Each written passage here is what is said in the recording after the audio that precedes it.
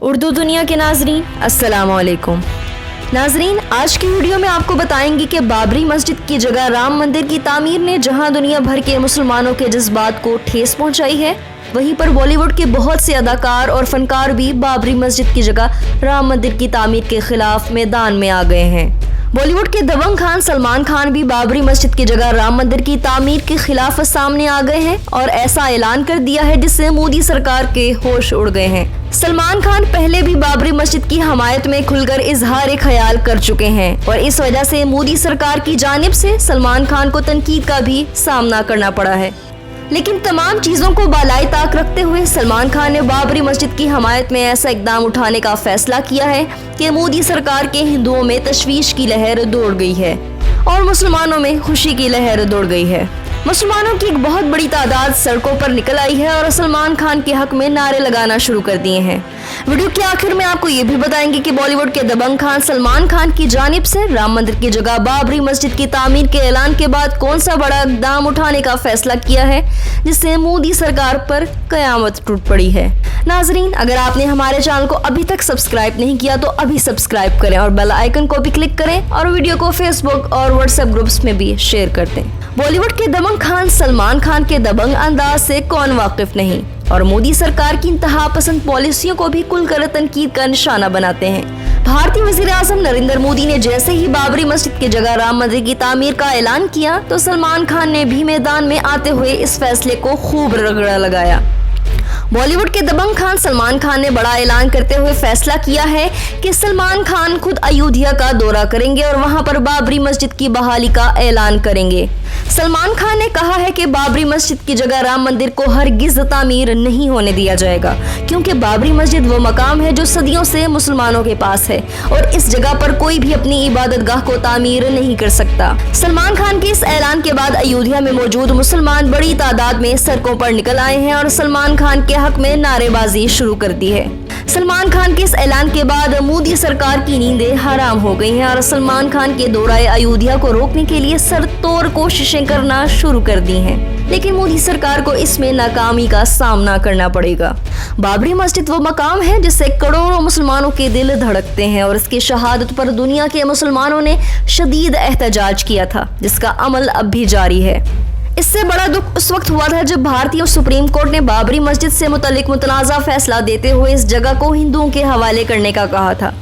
جس سے کروڑوں مسلمانوں کی دل آزاری ہوئی اور بھارت کا مکروہ چہرہ ساری دنیا کے سامنے بے نقاب ہو گیا۔ بابری مسجد کی بحالی کا بیڑا اب ایران کی فوج نے اٹھایا ہے اور ایران کے صدر کی جانب سے فوج کو حکم ملا ہے کہ ایودھیا شہر کا گھیراؤ کر کے بابری مسجد کا کنٹرول سنبھال لیا جائے، جبکہ جتنا جلدی ممکن ہو سکے بابری مسجد کی تعمیر کو شروع کروا دیا جائے۔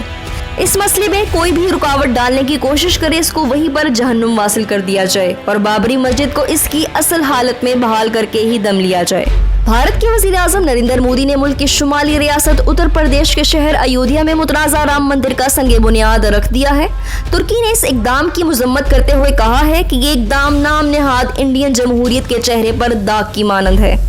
بھارتی وزیر اعظم کی ایودھیا آمد کے موقع پر بدھ کو سیکیورٹی کے سخت انتظامات کیے گئے، جبکہ کورونا کی وبا کی وجہ سے تقریب کے لیے صرف 175 اہم شخصیات کو مدعو کیا گیا تھا، جن میں ہندو نظریاتی تنظیم RSS کے سربراہ موہن بھگوت اور رام مندر ٹرسٹ کے سربراہ نرتیہ گوپال داس مہاراج بھی شامل تھے۔ ایودھیا پہنچنے کے بعد نریندر مودی نے مندر کی تعمیر کے قریب واقع ہنومان گڑھی میں پوجا کی، جس کے بعد وہ سنگ بنیاد رکھنے کی تقریب میں شرکت کے لیے پہنچے۔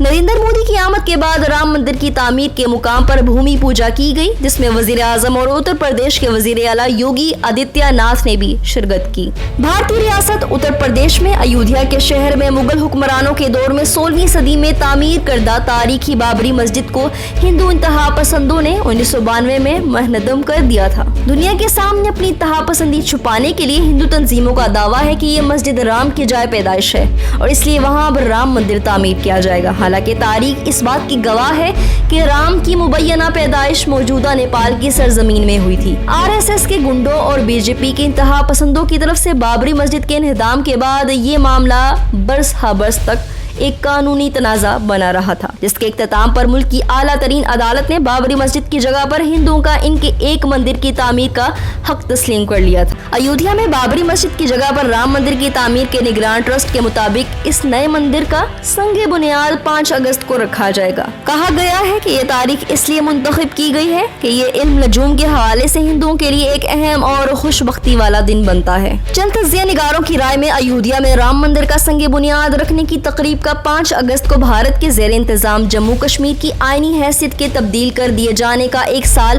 پورا ہونے کے موقع پر ہی منعقد کیا جانا اس لیے بھی بھارت بہت زیادہ علامتی حیثیت کا عامل ہے کہ جموں کشمیر بھارت کے زیر انتظام واحد مسلم اکثریتی خطہ ہے۔ اہم بات یہ بھی ہے کہ اب وشوا ہندو پریشد VHP یا عالمی ہندو کونسل نے، جو ایک ہندو قوم پسند ادارہ اور BJP کی اتحادی تنظیم ہے، اعلان کیا ہے کہ عالمی وبا کے باعث ایودھیا میں رام مندر کا سنگ بنیاد رکھنے کی تقریب میں وہاں موجود مہمانوں اور حاضرین کی تعداد بہت کم رکھی جائے گی،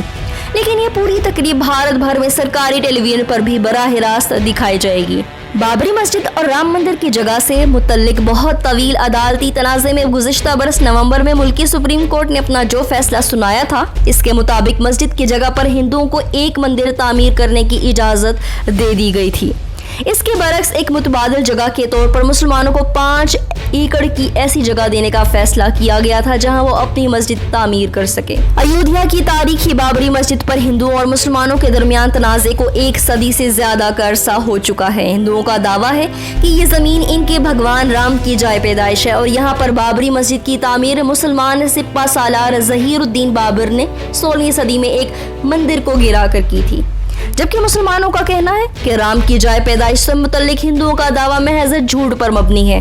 اور وہ دسمبر 1949 تک اس مسجد میں نماز پڑھتے رہے ہیں، جس کے بعد کچھ لوگوں نے رات کی تاریکی میں رام کے بت مسجد میں رکھ دیے تھے۔ مسلمانوں کے مطابق اس مقام پر بتوں کی پوجا اس واقعے کے بعد ہی شروع ہوئی ہے۔ اس کے بعد کے 4 اشروں میں کئی مسلمان اور ہندو تنظیمیں اس زمین پر اختیار اور عبادت کے حق کے لیے عدالتوں کا رخ کرتی رہی ہیں، لیکن اس تنازع میں شدت 1992 میں اس وقت آئی تھی جب ہندو انتہا پسندوں نے مسجد کو تباہ کر دیا۔ اس واقعے کے بعد ملک بھر میں ہونے والے مذہبی ہنگاموں میں کم و بیش 2000 افراد ہلاک ہو گئے تھے۔ بھارت میں مسلمانوں کی آبادی تقریباً 24 کروڑ ہے۔ اصولی طور پر ملک کی اتنی بڑی اقلیتی آبادی کے جذبات کو ٹھیس پہنچا کر مسٹر مودی نے عدالت سے اپنی پسند کا حکم صرف اس لیے جاری کروایا ہے کہ وہ ہندوؤں کے ہیرو بن سکیں اور BJP کی انتہا پسند ہندوؤں کو ترکی کی مسجد آیا صوفیہ کو دوبارہ مسجد کا درجہ دینے سے جو دکھ ملا ہے اس کا مداوع ہو سکے۔ 6 دسمبر 1992 کو ہندو انتہا پسند تنظیم وشوا ہندو پریشد کے کارکنوں، بھارتیہ جنتا پارٹی کے کچھ رہنماؤں اور ان کے حامی تنظیموں کے کارکنوں نے مبینہ طور پر تقریباً 1.5 لاکھ رضاکاروں کے ہمراہ اس مقام پر چڑھائی کر دی۔ یہ جلوس وقت کے ساتھ ساتھ پرتشدد ہوتا گیا اور وہ کئی گھنٹے تک ہتھوڑوں اور کدالوں کی مدد سے مسجد کی عمارت کو تباہ کرتے رہے۔ اس واقعے کے بعد اس وقت کے انڈیا کے صدر شنکر دیال شرما نے ریاست کا انتظام اپنے ہاتھ میں لے لیا تھا اور پھر 1993 میں ایک صدارتی حکم کے تحت بابری مسجد کے ارد گرد زمین کا 67.7 ایکڑ رقبہ وفاقی حکومت نے اپنے اختیار میں لے لیا تھا۔ اس کے بعد بابری مسجد کے واقعے کی تفتیش کے لیے ایک کمیشن قائم کیا گیا جس میں BJP اور وشوا ہندو پریشد کے کئی رہنماؤں سمیت 68 افراد کو اس کا ذمہ دار ٹھہرایا گیا اور اس واقعے کو بھارت کی ایک بہت بڑی بدنامی قرار دیا گیا۔ بابری مسجد مغل بادشاہ ظہیر الدین محمد بابر کے حکم سے سن 1527 میں اتر پردیش کے مقام پر ایودھیا میں تعمیر کی گئی۔ یہ مسجد اسلامی مغل فن تعمیر کے اعتبار سے ایک شاہکار تھی۔ بابری مسجد کے اوپر 3 گنبد تعمیر کیے گئے جن میں درمیانی گنبد بڑا اور اس کے ساتھ 2 چھوٹے گنبد تھے۔ گنبد کے علاوہ مسجد کو قیمتی پتھروں سے تعمیر کیا گیا تھا۔ مسجد کو ٹھنڈا رکھنے کی غرض سے اس کی چھت کو بلند بنایا گیا اور روشنی اور ہوا کے لیے جالی دار کھڑکیاں نصب تھیں۔ اندرونی تعمیر میں ایک انتہائی خاص بات یہ تھی کہ محراب میں کھڑے شخص کی سرگوشی کو مسجد کے کسی بھی اندرونی حصے میں آسانی سے سنا جا سکتا تھا۔ الغرض یہ اسلامی فن تعمیر کا شاہکار تھی جسے مودی کی جماعت کی قیادت میں 1992 میں انتہا پسند ہندوؤں کے ہاتھوں شہید کر دیا گیا۔ 6 دسمبر 1992 کو ہزاروں हजारों इंतहा पसंद हिंदू और आरएसएस के गुंडों ने बीजेपी और विश्व हिंदू परिषद के आला रहनुमाओं और नीम फौजी दस्तों के सैकड़ों मुसल्लह जवानों की मौजूदगी में तारीखी मस्जिद को मनहदम कर दिया था, जो मुसलमानों के लिए एक दुख की घड़ी थी। जिसके बाद दिल्ली और मुंबई समेत हिंदुस्तान में तकरीबन 3000 मुसलमानों को हिंदू मुस्लिम फसादात में तशद्दुद की कार्रवाइयों में शहीद कर दिया गया।